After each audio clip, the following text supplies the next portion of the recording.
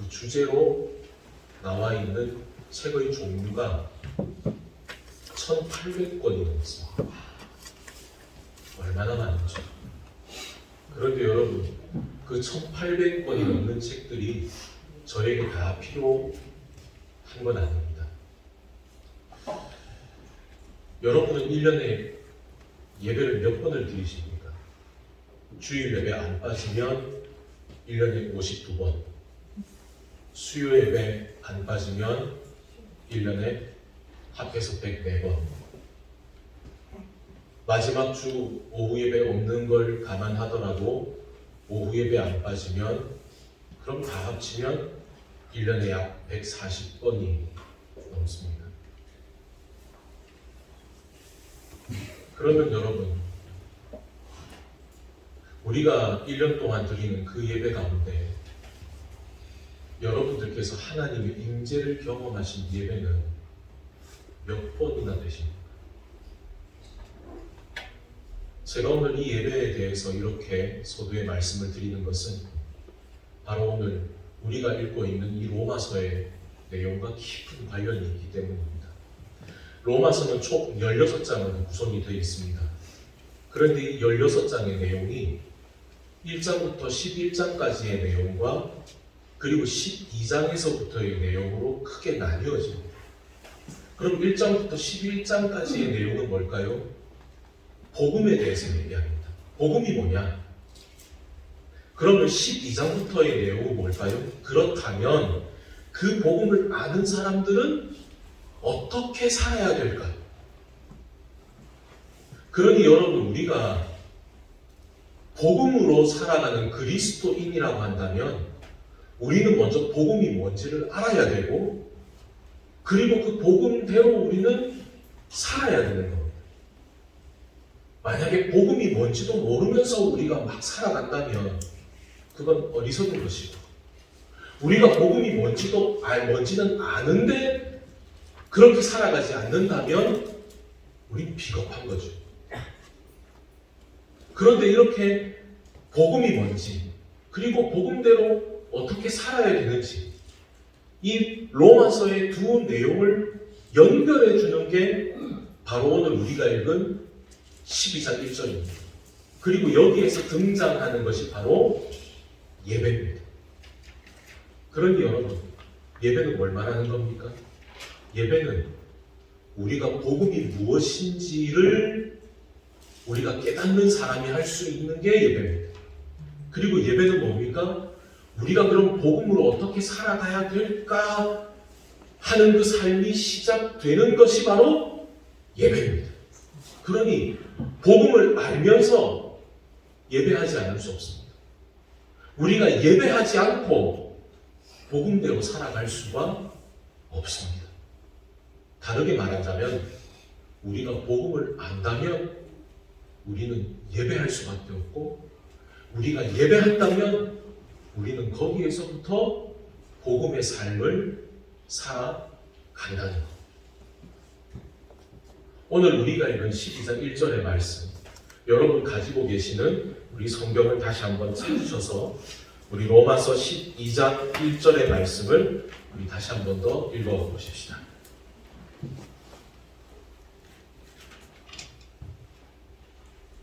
다시 한번 로마서 12장 1절 말씀 함께 읽습니다. 시작. 그러므로 형제들아, 내가 하나님의 모든 자비하심으로 너희를 원하노니 너희 몸을 하나님이 기뻐하시는 거룩한 산 제물로 드리라. 영적 예배니라. 아멘. 여러분, 12장 1절에 제일 먼저 등장하는 단어가 뭐죠? 그러므로. 여러분, 그러므로라고 하는 말이 무슨 뜻입니까? 앞의 내용과 뒤의 내용이 다르다는 걸 얘기하는 게 아니라 앞의 내용이 쭉 있기 때문에 그 내용을 받아서 뒤의 내용으로 이어지는 단어가 그러므로죠. 그렇다면 여러분, 이 앞의 내용이 뭘까요? 우리 11장 맨 마지막 절 말씀 우리 한번 읽어보십시다. 우리 11장 우리 33절부터 우리 36절까지 우리 함께 읽어보겠습니다. 깊도다 하나님의 지혜와 지식의 풍성하며 그의 판단은 헤아리지 못할 것이며 그의 길을 찾지 못할 것이로다. 누가 주의 마음을 알았느냐? 누가 그의 모사가 되었느냐? 누가 주께 먼저 드려서 갚으심을 받겠느냐? 이는 만물이 주에게서 나오고 주로 말미암고 주에게로 돌아가니라. 그에게 영광이 세세 있을지어다. 아멘. 여러분, 지금 우리가 방금 읽은 이 11장의 마지막 단락의 내용이 뭡니까? 한마디로 이거죠. 여러분, 우리가 하나님께 먼저 드렸기 때문에 하나님께서 우리에게 구원을 답례품으로 주셨습니까? 우리가 누구보다 착하기 때문에 우리의 행실을 보시고 하나님께서 우리를 구원을 받을 사람이라고 인정해 주셨습니까? 사도 바울이 말하는 내용은 이겁니다. 우리가 구원 얻게 된 것은 하나님의 은혜입니다. 그래서 여러분, 이 로마서 1장부터 11장의 내용을 쭉 보면 결국이 사도 바울이 하는 얘기 이겁니다. 여러분, 저를 따라서 해보시겠습니까? 이신칭의. 예, 조금 어려운 단어지만 우리 다시 한 번 더 우리 입술에 한번 새겨봅시다. 이신칭의. 예, 여러분, 이것은 너무나 중요한 내용이기 때문에 여러분과 함께 읽었습니다.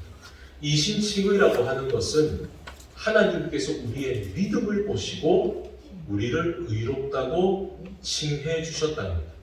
내가 정말 의롭기 때문에, 내가 정말 다른 사람보다 착하기 때문에, 내가 정말 다른 사람보다 똑똑하기 때문에, 내가 정말 다른 사람보다 하나님 앞에 칭찬받을 일을 많이 했기 때문에 하나님께서 이 모든 것을 다 점수를 매기고 계시다가 오케이, 이 정도면 됐어. 너는 구원받을 자격이 있어. 라고 하신 것이 아니라는 얘기죠. 어제 저는 경상에 계신 한 환우를 만났습니다. 이분은 자신의 입술로 한 번도 예수 그리스도가 자신의 주인이심을 고백해 본 적이 없는 분입니다. 안타깝게도 이분에게는 의학적으로 남아있는 시간이 얼마 없습니다. 제가 그분에게 이야기해 드릴 수 있는 것은 하나밖에 없었습니다. 십자가 예수님이 달려 죽으실 때 그 옆에 강도가 한 사람이 있었습니다. 그런데 그 강도가 죽기 전에 예수님에게 했던 마지막 말은, 주님, 당신이 그 나라에 들어가실 때 나를 기억해 주십시오. 나는 죄 때문에 죽을 수밖에 없지만 당신은 죄 없으신데도 우리 죄를 위해 죽으시는 거 내가 압니다. 그러니 주님, 당신 옆에 나라는 사람이 있었다는 것, 내가 이런 얘기를 했다는 것, 내가 원래는 참 나쁜 사람이지만 내가 그래도 지금 이 믿음의 고백이 있다는 것, 이건 다 기억해 주십시오. 그런데 예수께서 그에게 뭐라고 말씀하십니까? 네가 오늘 나와 함께 낙원에 있으리라. 여러분, 이게 이신칭입니다. 그 사람의 행위를 보시고, 그 사람의 의로움을 보시고, 혹은 그 사람이 앞으로 얼마나 하나님의 나라를 위해서 많은 것을 할 수 있을 것인가 라고 하는 것을 기대해서가 아니고, 그가 어떤 사람이든 예수님께서, 죄 없으신 당신께서 우리를 위해 죽으신다는 건 내가 압니다. 그 믿음의 고백만으로도 예수께서 그에게 말씀하시죠. 너의 삶은 여기가 끝이 아니야. 이 고통이 지나가고 나면 너는 오늘 나와 함께 낙원에 있게 될 거야. 제가 병상에 누워 계신 부하님께 말씀을 드렸습니다. 어떻게 하시겠습니까? 아멘 하시면 됩니다. 그렇게 생각하십니까? 어제 그 환우분이 병상에서 77년 평생 처음으로 아멘을 하셨어요. 여러분, 당시에 로마에 있는 교회들은 크게 두 부류의 사람들이 모여 있습니다. 하나는 원래 유대교를 믿는 사람들, 유대인들이죠. 유대인 그리스도인들이 있고, 또 다른 사람들은 그리스 문화권에 살고 있던 이방인 그리스도인들이 있습니다. 그럼 이 사람들이 모여 있으면 이 유대인 그리스도인들은 뭘 자랑할까요? 이 사람들은 율법을 자랑합니다. 나는 태어나면서 이때까지 하나님의 말씀을 지키고 살았어. 그들은 율법을 자랑스러워합니다. 그럼 이 헬라인 그리스도인들은 뭘 자랑할까요? 그들의 사상을 자랑합니다. 우리는 세상의 그 어느 나라보다도 우리는 훨씬 더 탁월한 사상을 가지고 있습니다. 철학적으로나 이성적으로 우리 따라올 사람은 없어. 그런데 율법을 자랑하고 그리고 사상을 자랑하는 이 사람들 앞에 사도 바울이 뭐라고 얘기하는 겁니까? 아니 오직 뭐밖에 없다고요? 예수 그리스도의 은혜밖에 없어요. 이걸 얘기해요. 여러분 마태복음을 보면 왕이 잔치를 벌이죠. 그런데 원래 잔치에 오기로 초청된 사람들이 이런저런 핑계를 대면서 오지 않습니다. 그래서 왕이 신하를 불러서 어떻게 합니까? 저기 큰 길에 가서 지나가는 사람들을 전부 데리고 와서 이 비어있는 자리를 채우고, 여러분이 예수님의 비유는 무엇을 말해줍니까? 사실 그 잔치자리에 앉아있는 멋진 옷을 입고, 사실 이 옷도 자기들이 가지고 온 게 아니죠. 예수님의 비유를 보면 어떻게 되어 있습니까? 그들이 그냥 그들의 입는 옷 그대로 왔는데 왕이 그들을 위해서 다 예복도 준비해뒀습니다. 그러니까 그 자리 가운데 다 멋진 드레스를 입고 앉아있지만 사실 그 사람들은 이 잔치에 들어올 자격이 없는 사람들이죠. 그런데 예수님의 그 비유는 그것만 설명해 주시기 위해 하신 게 아닙니다. 자격 없는 그들을 그 자리 가운데 불러주시고 그들을 위해서 준비된 드레스를 다 입혀주시는 그 왕의 은혜에 대해서 얘기하는 거죠. 여러분, 만약에 오늘 예배의 자리에 나온 우리들 중에 하나님께서 예배에 들어올 자격이 있는 사람과 없는 사람을 구분하신다면 과연 우리가 그 하나님의 심판대에 통과를 해서 이 예배의 자리에 앉아 있을 만한 사람이 몇이나 있겠습니까? 분명한 건 그 기준대로라면 아마 제일 먼저 저부터 떨어져 나갈 겁니다. 그런데 예배는 어떤 자리입니까? 자격 없는 사람이 그 예수님의 부르심을 받아 그 자리 가운데 오는 겁니다. 그런데 그 자격 없는 사람에게 하나님께서 은혜의 옷을 입혀주시는 겁니다.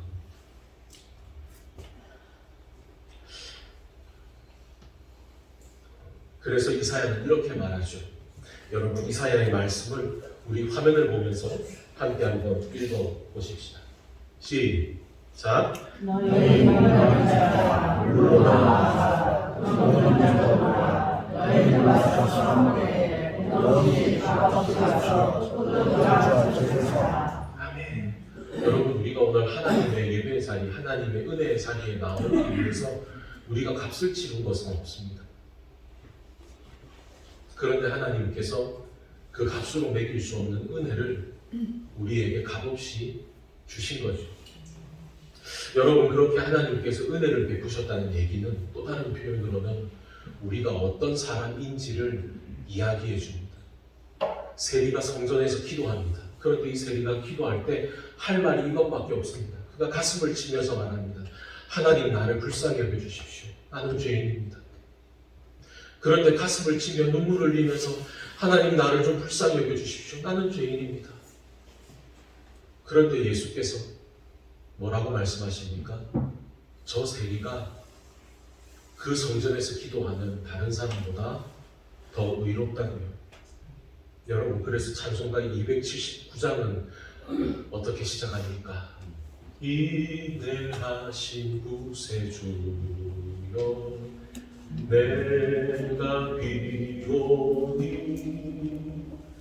죄인오라 하실 때에 날 부르소서. 주여 주여 주여 주. 내가 비오니 죄인오라 하실 때, 죄인오라 하실 때에 날 부르소서. 여러분, 오늘 이 자리 가운데 그래도 나는 요만큼 의롭다라고 생각하는 분 계십니까? 그래서 혹시나 예수님이 야 여기 의로운 사람이 있으면 손들어봐 하면 예 하고 손들려고 지금 요만큼 놓고 준비하는 분 계십니까? 제가 미리 말씀드릴게요. 아마 백날 기다려도 손들 일 없을 겁니다. 왜냐하면 예수께서 뭐라고 말씀하십니까? 나는 의인을 부르러 온 것이 아니라 죄인을 부르러 왔다. 그러니 우리는 뭘 준비합니까? 여기 죄인이 어디 있냐? 그때 우리는 번쩍 손듭니다. 예 주님 제가 여기 있습니다. 여러분 이 말은 우리가 죄인이기 때문에 죄를 계속 지어도 된다는 의미가 없습니다. 아닙니다. 여러분 우리가 우리 자신을 의롭다고 말할 때 그것은 우리로 다음과 같은 잘못된 생각을 하게 만듭니다. 하나님 나 이 정도면 의롭죠? 이 말을 뒤집어 말하면 하나님 나 하나님 없이도 이만큼 깨끗해요. 하나님 나 하나님 없이도 이만큼 깨끗해요. 근데 죄인은 뭡니까? 하나님 나 하나님 없이는 깨끗해질 수 없어요. 내가 아무리 내 힘으로 의롭게 살려고 해도 하나님께서 날 붙잡아 주지 않으시면 난 넘어질 수밖에 없어요. 하나님께서 내 입술을 붙잡아 주지 않으시면 내 입술은 죄를 저지를 수밖에 없고 내 마음을 내 생각을 붙잡아 주지 않으시면 난 자꾸 하나님 원하지 않으시는 방향으로 엉뚱하게만 자꾸 가요. 하나님 그래서 나는 죄인이에요. 날 붙잡아 주세요. 우리가 그렇게 우리의 죄인됨을 고백할 때 그때 하나님께서 우리에게 당신의 자비로 당신의 은혜의 날개를 우리에게 덮어주시는 거죠. 오늘 우리가 읽은 12장 1절은 이렇게 말하죠. 그러므로 형제들아 내가 하나님의 모든 자비하심으로 너희를 권한다. 근데 여기서 이 자비라는 게 뭘까요? 그 자비를 누릴 만한 자격이 없는 사람에게 주시는 걸 말하는 거예요. 제가 예전에 한번 운전을 하다가 갑자기 교통경찰이 저를 막아 세우는 겁니다. 저 사람이 왜 나를 막아 세울까? 그 순간 정신이 퍼뜩 들었습니다. 안전벨트를 안 한 겁니다. 아이고야, 이거 꼼짝없이 몇만 원 날아가겠구나. 그러고 이제 어쩔 수 없죠. 면허증을 내고 이제 뭘 이렇게 적더니 저한테 사인을 하랍니다. 여러분 그것 한번 써보신 적 있으신 분은 어떤 내용인지 아시죠? 내가 뭘 잘못했고 쭉 그 밑에 제 이름을 적는 칸이 있는데 거기에 뭐라고 되어 있냐면 범칙자라고 되어 있습니다. 그 순간 제가 정신이 번쩍 들었습니다. 여러분 제가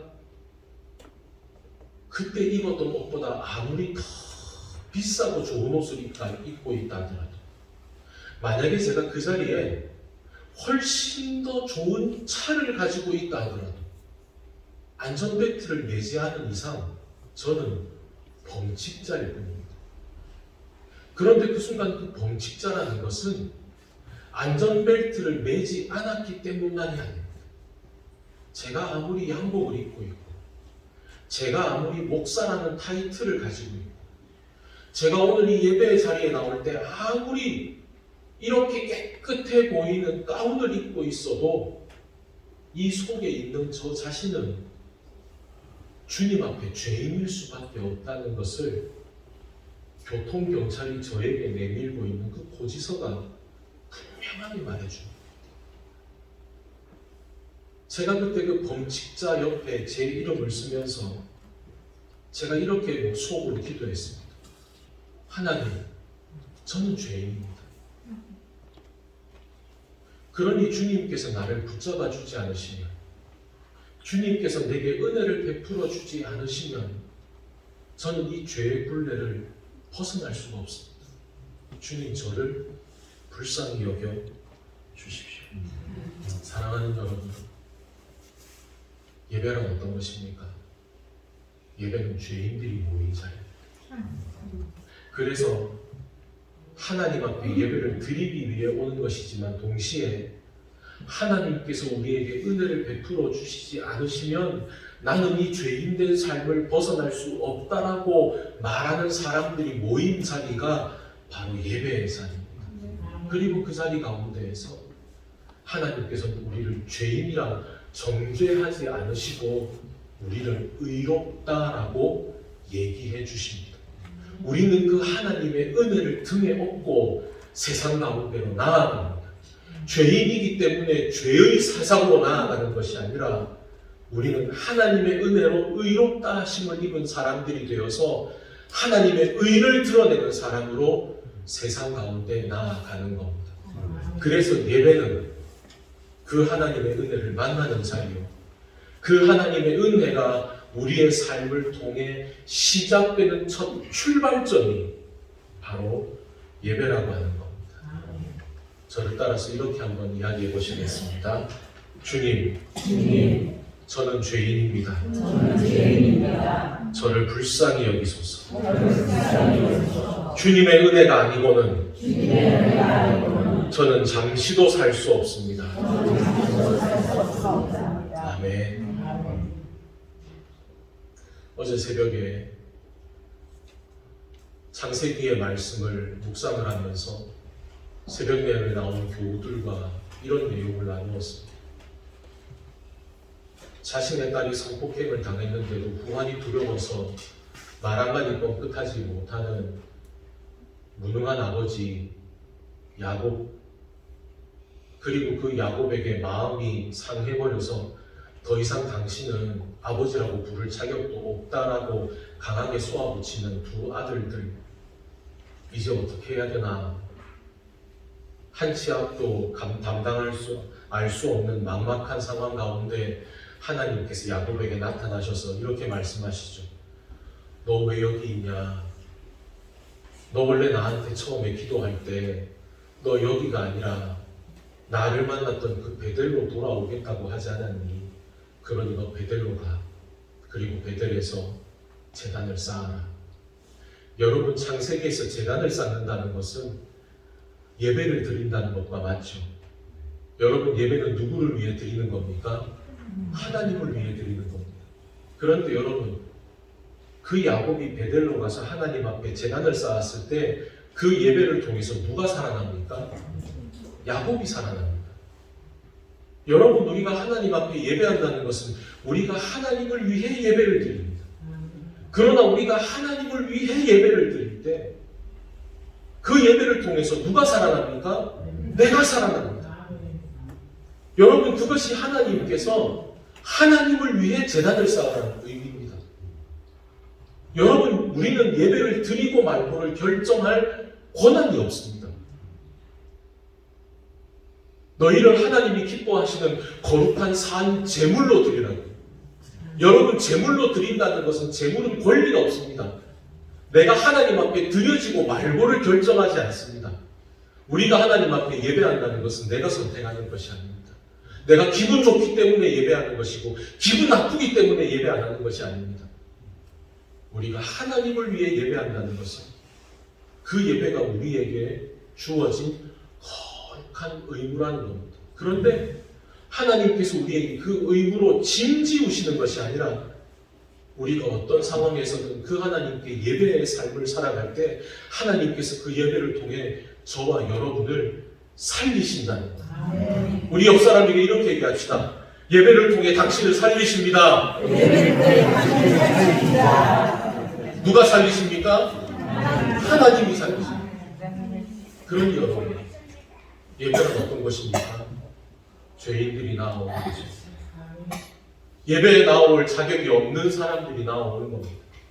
내가 나오고 싶어 나온 것이 아니었습니다. 돌이켜보니 하나님이 우리를 위해 준비해 놓으신 왕의 잔치였습니다. 너 들어와라, 여기 앉아라. 너 부끄럽다고, 너 죄인이라고 내가 너를 위해 은혜의 옷을 준비했으니 너 그 은혜의 옷을 입고 이 자리에 앉아서 오늘 내가 너를 위해 베푸는 이 잔치를 즐겨라. 실컷 먹어라, 마셔라, 그리고 새 힘을 얻어라. 그리고 너의 삶의 자리로 나아가라. 사랑하는 여러분, 오늘의 이 예배가 저와 여러분에게 하나님이 주시는 잔치라고 믿으십니까? 우리가 그 하나님의 은혜를 깨달을 때에만 우리는 우리의 주어진 삶을 복음의 사람답게 살아갈 수 있는 힘이 생깁니다. 여러분, 미국의 어느 큰 교회에는 이런 글이 써붙어 있다고 하죠. 이제 진짜 삶의 예배가 시작됩니다. 그런데 이 문구가 예배당을 들어오는 입구에 쓰여진 것이 아니라 예배를 마치고 나가는 출구 쪽에 쓰여져 있다는 거예요. 여러분, 이것이 무엇을 의미합니까? 오늘 이제 축도를 마치고 여러분들 서로 인사하면서 예배를 마쳤습니다. 아니요. 이제 우리가 저 예배당 문을 나가는 순간 이제 우리의 삶에서 한 주간의 삶의 예배가 시작이 되는 겁니다. 그러니 여러분, 오늘 이 예배를 또한 여러분 잊지 마십시오. 저와 여러분이 살아가는 그 삶의 자리 가운데 우리가 늘 고백해야 하는 것은 주님 나를 불쌍히 여겨주십시오. 주님의 은혜가 아니고서는 이 죄를 이겨낼 수 없는 연약한 저를 붙잡아 주시고 당신께서 붙잡아 주지 않으시면 꺼져버리는 등불 같은 저의 삶을 성령의 은혜로 기름 부어 주셔서 한 주간 세상에 어떤 비바람이 몰아치더라도 우리 안에 밝혀주신 그 은혜의 등불이 꺼지지 않게 하여 주시고 어떤 유혹 가운데에도 세상의 그 어떤 나무보다 단단하게 결코 풀어지지 않는 갈대가 되게 해주십시오. 그 하나님의 은혜 가운데에서 멋진 예배의 삶을 살아가는 저와 여러분이 되시기를 주님의 이름으로 축원합니다. 함께 기도하시겠습니다. 하나님 아버지, 우리에게 이 예배의 정한 자리와 시간을 주심을 감사합니다. 우리는 우리가 시간을 정하고 장소를 정해서 모인다고 생각했지만 우리의 믿음의 시선을 돌이켜보면 하나님께서 우리를 위해 베풀어 주신 은혜의 자리였습니다. 주님, 오늘 이 은혜의 자리에 나와 주님 바라보며 우리의 부끄러운 삶이 당신의 은혜와 자비로 덮여짐을 주여 보게 하시니 감사합니다. 주님, 예배 드렸다는 행위로만 만족하지 않게 하시고 예배를 통해 하나님의 인재를 간절히 구하게 하시며 이 예배를 통해 만난 하나님의 은혜가 또한 우리의 삶에서도 여전히 살아 역사할 수 있도록 우리의 삶 가운데에도 예배자의 마음으로 살아가는 삶의 예배자 되게 하여 주시옵소서. 하나님을 감동시키는 예배자가 되게 하여 주시옵소서. 예수님의 이름으로 기도드리옵나이다. 아멘. 우리 주신 말씀을 기억하면서 우리 함께 찬양 드리겠습니다.